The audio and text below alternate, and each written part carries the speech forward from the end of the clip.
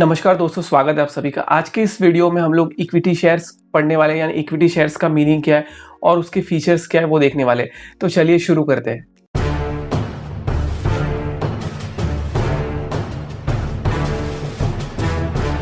तो दोस्तों, सबसे पहले इक्विटी शेयर क्या है इसको समझने से पहले एक छोटा सा एग्जांपल ले लेते हैं, उसके बाद में इस टॉपिक के ऊपर मैं आऊँगा। तो एग्जांपल कहीं ना कहीं चलो मैं मेरा ही ले लेता हूँ कि मेरे पास 1 लाख रुपीज़ आज के डेट में पड़े हैं और फिलहाल मुझे 1.5-2 साल आने वाले समय के लिए वो पैसों की कोई ज़रूरत नहीं है। तो अभी इस 1 लाख रुपीज़ को ऐसे ही अगर मैं आइडियल बैंक में रखता हूँ, अगर ऑब्वियसली सीधी सी बात है, घर पे रखूँगा तो मुझे उसके बदले में कुछ भी नहीं मिलेगा, शायद वो पैसे यूज़ भी हो जाएंगे। अगर मैं उसे बैंक में नॉर्मल सेविंग अकाउंट में रखूँ तो शायद 3-4% इंटरेस्ट मिल जाएगा। लेकिन मैं सोचता हूँ कि अगर इन पैसों की मुझे फिलहाल अभी 1-1.5 साल तक ज़रूरत ही नहीं है, तो ऐसा कुछ इन्वेस्टमेंट करूँ जहाँ पे मुझे इंटरेस्ट जो है कहीं ना कहीं ज़्यादा मिल जाए, यानी 4% नहीं उससे ज़्यादा मिले। तो मुझे पता चला कि चलो मैं बैंक के अंदर एक एफडी जो सेफर साइड है तो मैं एफडी कर सकता हूँ। तो मैंने 1 लाख रुपीज़ की जो है मेरे रिस्पेक्टिव बैंक के अंदर एफडी कर दी। अब उस टाइम पे मान लेते हैं कि रेट जो है यानी 8% इंटरेस्ट रेट चल रहा था और मैंने 1 ईयर के लिए एफडी की, तो यानी 8% जो है कहीं ना कहीं उसके ऊपर मुझे इंटरेस्ट मिल जाएगा। तो जैसे ही जब मैं ये अमाउंट यानी 1 लाख रुपीज़ बैंक में डिपॉजिट करूंगा तो बैंक उसके बदले में मुझे प्रूफ के तौर पे एक रिसिप्ट देंगे, जिसको हम लोग फिक्स्ड डिपॉजिट रिसिप्ट बोलते हैं। अगर इस फिक्स डिपॉजिट रिसिप्ट की बात करूँ तो इसमें काफ़ी सारी चीज़ें रहेगी। उदाहरण के तौर पे मान लेते हैं सबसे पहले तो बैंक का नाम रहेगा, उसके बाद में मेरा यानी अकाउंट होल्डर का नाम, मेरा अकाउंट नंबर क्या है वो रहेगा, मैंने कितने अमाउंट बैंक में डिपॉजिट किए हैं in the form of fix deposit वो अमाउंट रहेगा, उस पर कितना इंटरेस्ट मिलने वाला है, उसका मैच्योरिटी डेट कब है यानी 1 ईयर जैसे मैंने बोला, तो एक मैच्योरिटी फिक्स डेट होगा जिस पे वो मेरे को अमाउंट मिलने वाला है।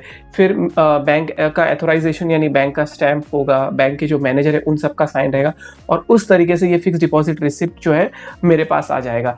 तो कहीं ना कहीं इस फिक्स डिपॉजिट रिसिप्ट का मतलब एक तरीके से प्रूफ है कि मैंने एक XYZ बैंक के अंदर जो है कुछ अमाउंट इन्वेस्ट किया हुआ है। तो जैसे ही मेरा ये ईयर कंप्लीट हो जाएगा, यानी जो मेरा मैच्योरिटी पीरियड है 1 ईयर जब कंप्लीट हो जाएगा, तो मैं उस बैंक के अंदर रिस्पेक्टिव बैंक में अपना फिक्स डिपॉजिट लेके जाऊंगा, वहां पे उसको विड्रॉ करूंगा। तो कहीं ना कहीं जो प्रिंसिपल अमाउंट मैंने डिपॉजिट किया था 1 लाख रुपीज़ और उसके ऊपर 8% जो मेरा इंटरेस्ट था यानी 8,000, ये दोनों ही मुझे वो बैंक जो है कहीं ना कहीं प्रोवाइड कर देगी।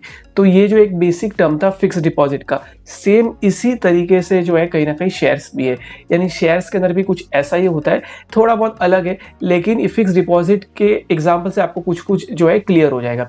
अगर मैं शेयर्स की बात करूं तो शेयर्स में भी ऐसा ही है, यहाँ पे आप किसी बैंक में इन्वेस्ट नहीं करते हो बल्कि आप किसी कंपनी के अंदर इन्वेस्ट करते हो। यानी सेम 1 लाख रुपीज़ मेरे पास जो था वो मैंने बैंक में इन्वेस्ट नहीं किया, वो किसी कंपनी को मैंने दे दिया और कंपनी ने उसके बदले में मुझे शेयर्स दे दिए। जैसे बैंक में मुझे एफडी मिली थी, वैसे ही कंपनी जो मुझे देने वाली है शेयर्स देने वाली है। जैसे बैंक के अंदर मुझे फिक्स डिपॉजिट रिसिप्ट मिली थी, वैसे ही कंपनी के अंदर शेयर के बदले में मुझे कहीं ना कहीं एक शेयर सर्टिफिकेट मिल जाएगा, जो इस बात का प्रूफ रहेगा कि मैंने उस पर्टिकुलर कंपनी में इन्वेस्ट किया गया। तो कहीं ना कहीं इससे क्वेश्चन अराइज होता है कि फिर फिक्स डिपॉजिट करें या शेयर्स के अंदर इन्वेस्ट करें, दोनों में डिफरेंस क्या है। अगर ऐसे सिमिलैरिटीज है तो डिफरेंस ये है कहीं ना कहीं प्रॉफिट का सबसे पहले तो डिफरेंट है। अगर मैं एक सेफ इन्वेस्टर हूं तो मैं बैंक के अंदर इन्वेस्ट करूंगा, अगर मुझे थोड़ा और प्रॉफिट चाहिए तो कहीं ना कहीं मैं शेयर मार्केट में यानी शेयर परचेज कर सकता हूँ, जहां पे डेफिनेटली मुझे जो रिटर्न है जो फिक्स डिपॉजिट में अभी हम लोग बात करते हैं 8%, तो उससे ज्यादा कहीं ना कहीं शेयर मार्केट में मिल सकता है। तो यहाँ पे प्रॉफिट भी ज्यादा है तो ऑब्वियसली रिस्क भी ज्यादा होगा। तो अगर आप ऐसे पर्टिकुलर पर्सन हो जहाँ पे आप रिस्क लेना चाहते हो तो आप बेसिकली कहीं ना कहीं कंपनी में इन्वेस्ट करोगे, और अगर नहीं तो आप बेसिकली कोई ऐसा इन्वेस्टमेंट इन्वेस्ट करोगे जहाँ पे रिस्क ना हो। तो एग्जांपल था ये फिक्स डिपॉजिट का, इसके अलावा और भी डिफरेंट एग्जांपल हो सकते हैं।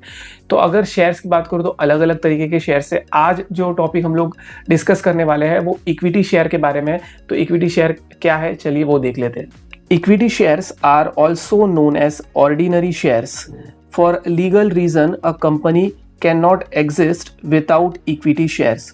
तो इक्विटी शेयर का कहीं ना कहीं दूसरा नाम इनको ऑर्डिनरी शेयर्स भी बोलते हैं। और क्योंकि हम लोग इन्वेस्ट इक्विटी शेयर यानी कंपनी में कर रहे हैं और कंपनी एक कानून के दायरे में आती है यानी लीगल प्रोविजन के अंदर आती है, जो कानून ये बोलता है कि हर कंपनी जो अपना बिजनेस कर रही है तो कहीं ना कहीं उन्हें इक्विटी शेयर के थ्रू पैसा लाना। आगे देखते हैं, companies act 1956 defines equity share as those shares which are not preference shares. तो अभी थोड़ा सा समस्या कहीं ना कहीं खड़ी हो जाती है। हम सबसे पहले समझ रहे थे इक्विटी शेयर्स क्या है। डेफिनेशन कुछ इस तरीके से लिखी गई है कि डेफिनेशन ये बोलता है इक्विटी शेयर वो शेयर है जो प्रेफरेंस शेयर नहीं। अरे हमको इक्विटी शेयर ही नहीं पता है तो प्रेफरेंस शेयर्स कैसे पता होगा। तो चलिए आगे देखते हैं डेफिनेशन में क्या लिखा है। The above definition reveals the two important features of equity shares. First, the equity shares do not enjoy preference in getting dividend. अभी यहाँ पे डिविडेंड एक टर्म है तो इसको थोड़ा देख लेते हैं। जब भी आप इन्वेस्ट करते हो किसी भी जगह पे तो आपको उसके बदले में यानी इन्वेस्टमेंट के बदले में जो रिटर्न मिलता है हम लोग जनरली उसको इंटरेस्ट बोलते हैं। लेकिन यहाँ पे जब आप शेयर्स लेते हो यानी इक्विटी शेयर्स, प्रेफरेंस शेयर्स, कोई भी शेयर्स लेते हो यहाँ पे भी आपको मिलेगा इंटरेस्ट। लेकिन यहाँ पे जो टर्म यूज किया गया है वो है डिविडेंड, यानी यहाँ पे हम लोग उसको इंटरेस्ट नहीं बोलते हैं बल्कि हम उसको क्या बोलते हैं, डिविडेंड। तो पहला पॉइंट जैसे बोल रहा है equity share holder do not enjoy any preference in getting dividend. इसका मतलब ये है कि जब कंपनी जब डिविडेंड डिसाइड करेगी तो सबसे पहले डिविडेंड इक्विटी शेयर होल्डर को नहीं मिलेगा। प्रेफरेंस का मतलब होता है फर्स्ट, तो यहाँ पे सबसे पहले जो डिविडेंड है वो किनको मिलेगा, सबसे पहले प्रेफरेंस शेयर होल्डर को मिलेगा और उसके बाद में जो नंबर आएगा इक्विटी शेयर होल्डर का आएगा। The equity shares do not have priority for payment of capital at the time of winding up of the company. तो वाइंडिंग अप का मतलब कहीं ना कहीं क्लोजर ऑफ कंपनी, यानी इस पॉइंट के अंदर ये बोला गया है कि जब भी कंपनी बंद होने वाली है तो उस समय भी जो प्रिंसिपल अमाउंट था वो सबसे पहले किसको मिलेगा, प्रेफरेंस शेयर होल्डर को, और उसके बाद में किसका नंबर आएगा, इक्विटी शेयर होल्डर का। यानी इस दोनों पॉइंट से ये क्लियर होता है कि सबसे पहले डिविडेंड हो या प्रिंसिपल अमाउंट हो, इन दोनों ही केस में सबसे पहले किसको मिलने वाला है, प्रेफरेंस शेयर होल्डर को, और उसके बाद में किसको मिलेगा, इक्विटी शेयर होल्डर को। तो इक्विटी शेयर होल्डर का मीनिंग क्या है इसको हमने थोड़ा सा डिटेल में समझ लिया एक एग्जांपल के साथ में। अब हम लोग आगे बढ़ते हैं फीचर्स के तरफ।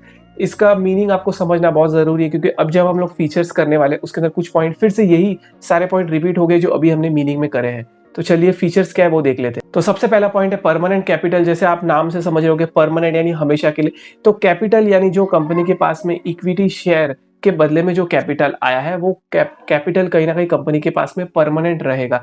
इक्विटी शेयर होल्डर को इररेडीमेबल शेयर्स भी बोलते हैं। इररेडीमेबल यानी ऐसे शेयर्स जो रिडीम नहीं होंगे यानी जिनकी मैच्योरिटी डेट नहीं होगी। इसका मतलब अगर एक कोई व्यक्ति जिसने इक्विटी शेयर लिया है कंपनी से तो वो अपने शेयर बेच जरूर सकता है किसी और को, लेकिन कंपनी उसके शेयर वापस नहीं खरीदेगी जब तक कंपनी बंद ना हो जाए। यानी उस पर्टिकुलर पर्सन को जो उसका मैच्योरिटी अमाउंट है वो कंपनी से तभी मिलेगा जब कंपनी मैच्योर होने वाली है, उसके पहले कंपनी के तरफ से उसको कोई भी पैसा नहीं मिलेगा। इसीलिए जब उसने कंपनी में पैसा डाला है यानी इक्विटी शेयर लिया है और उसने जब पैसा डाला है तो वो पैसा हमेशा कंपनी के पास रह जाएगा और इसीलिए उसको परमानेंट कैपिटल बोलते हैं। सेकेंड पॉइंट है फ्लक्चुएटिंग डिविडेंड। फ्लक्चुएटिंग का मतलब है ऊपर नीचे, किसी भी तरीके से फिक्स नहीं है, या तो कम या ज्यादा हो सकता है। तो यहाँ पे जो सेकेंड पॉइंट है वो डिविडेंड की बात कर रहे हैं। डिविडेंड यानी हमने थोड़ी देर पहले देखा था इंटरेस्ट। तो यहाँ पे इक्विटी शेयर होल्डर को कंपनी के द्वारा जो डिविडेंड मिलने वाला है वो किसी भी तरीके से फिक्स नहीं है, कभी ज्यादा भी मिल सकता है, कभी कम भी मिल सकता है, और ऐसा भी सिचुएशन आ सकता है जहाँ पे कुछ भी ना मिले। अभी डिविडेंड मिलना या ना मिलना ये डिपेंड करता है कंपनी के प्रॉफिट के ऊपर।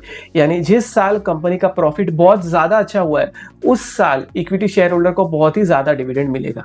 सेम वे में अगर कंपनी का डिविडेंड जो है कम मिलेगा अगर उस पर्टिकुलर साल कंपनी ने प्रॉफिट कम कमाया है, और कोई ऐसा ईयर आ गया जहाँ पे कंपनी ने प्रॉफिट कमाया ही नहीं बल्कि उनको बहुत ज्यादा लॉस हुआ है, तो उस पर्टिकुलर ईयर में डिविडेंड बिल्कुल भी नहीं मिलेगा।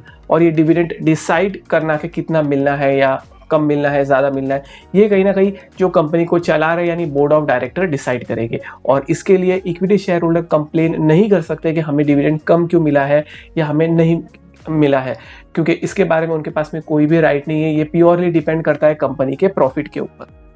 नेक्स्ट पॉइंट है नो प्रेफरेंशियल राइट। ये हमने मीनिंग में भी देखा था। प्रेफरेंशियल का मतलब होता है फर्स्ट, तो यहाँ पे इक्विटी शेयर होल्डर के पास में किसी भी तरीके का प्रेफरेंशियल राइट नहीं है, चाहे वो डिविडेंड का केस हो चाहे वो अपना कैपिटल के केस में हो। इसका मतलब जब सबसे पहले कंपनी जब डिविडेंड डिसाइड करेगी तो सबसे पहले डिविडेंड प्रेफरेंस शेयर होल्डर को मिलेगा और उसके बाद में इक्विटी शेयर होल्डर को मिलेगा।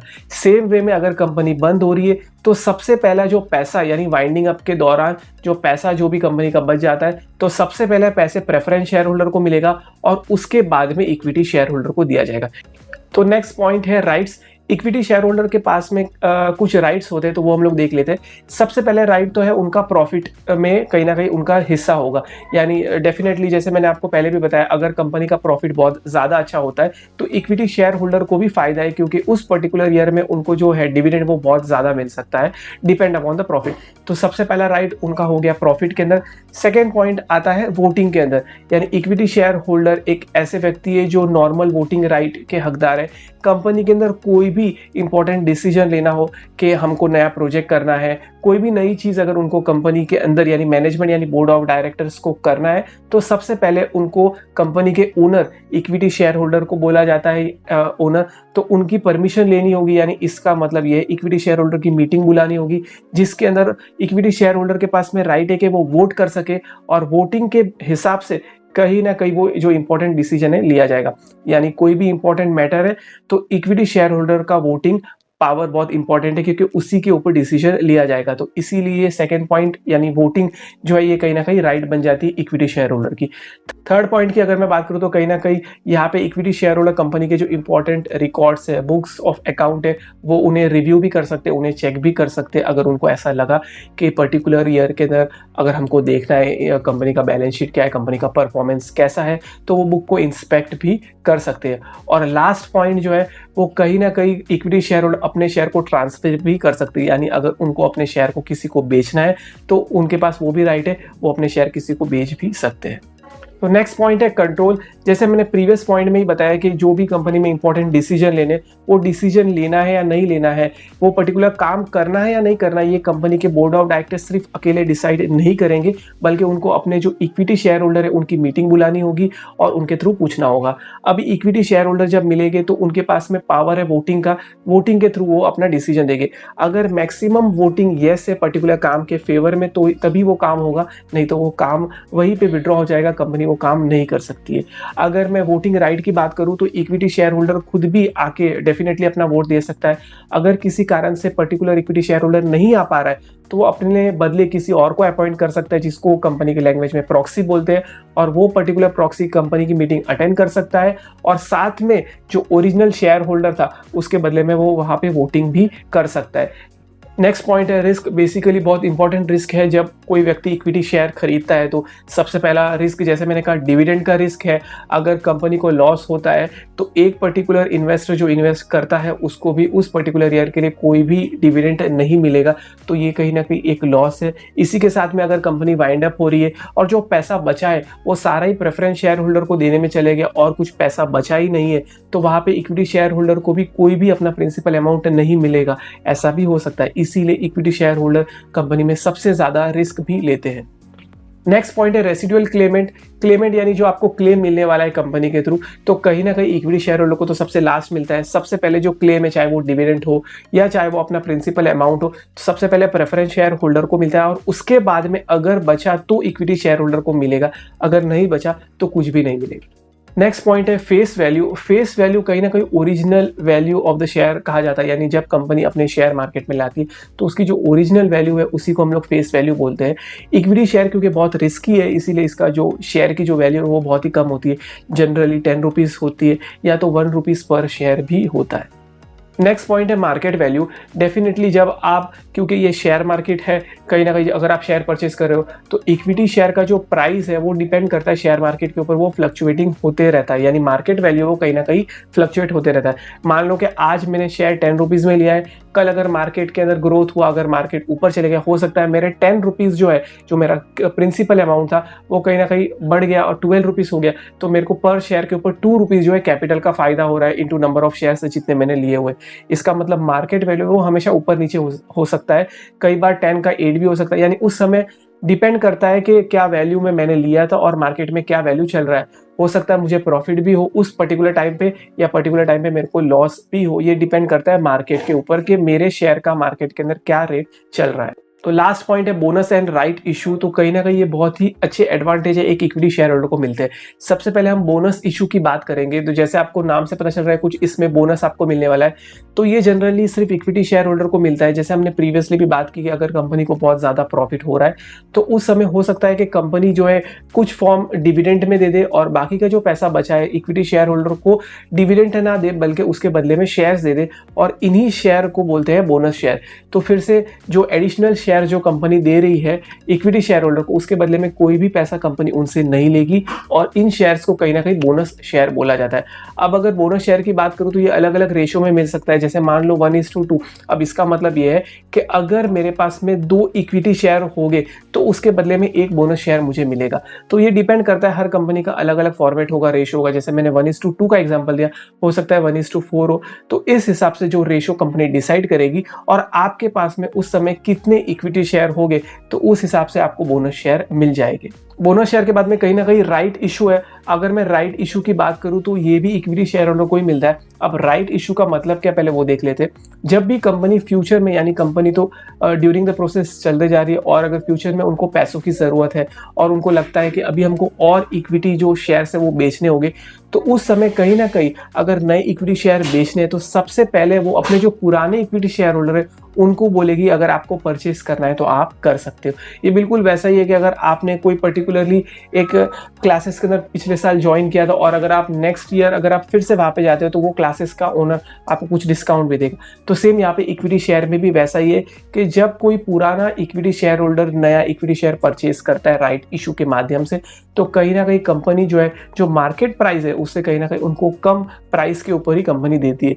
तो इससे एक इक्विटी शेयर होल्डर को फायदा भी हो जाएगा, क्योंकि जैसे वो शेयर लेगा और मार्केट ओपन होगी, उसे अगर चाहिए तो अपने शेयर वापस बेच भी सकता है किसी और पर्सन को, तब भी उसको फायदा हो सकता है। तो हमने डिटेल में इक्विटी शेयर का मीनिंग किया है और उसके बाद में इसके फीचर्स क्या, ये सारे पॉइंट को देख लिया। आप इन सारे पॉइंट को ध्यान से देखिए, समझिए और बड़े आसानी से कर लीजिए। तो इस वीडियो में इतना ही। वीडियो कैसा लगा कमेंट ज़रूर कीजिए। अगर वीडियो अच्छा लगा तो लाइक कीजिए, अपने फ्रेंड्स के साथ में शेयर कीजिए और मेरे चैनल को सब्सक्राइब कीजिए। साथ ही दबाइए नोटिफिकेशन बेल, ताकि जब भी मैं कोई नया वीडियो बनाऊँ उसकी जानकारी सबसे पहले आप तक पहुँच जाए। और इसी तरीके से राठौड़ राहुल देखते रहिए, कुछ नया सीखते रहिए। धन्यवाद।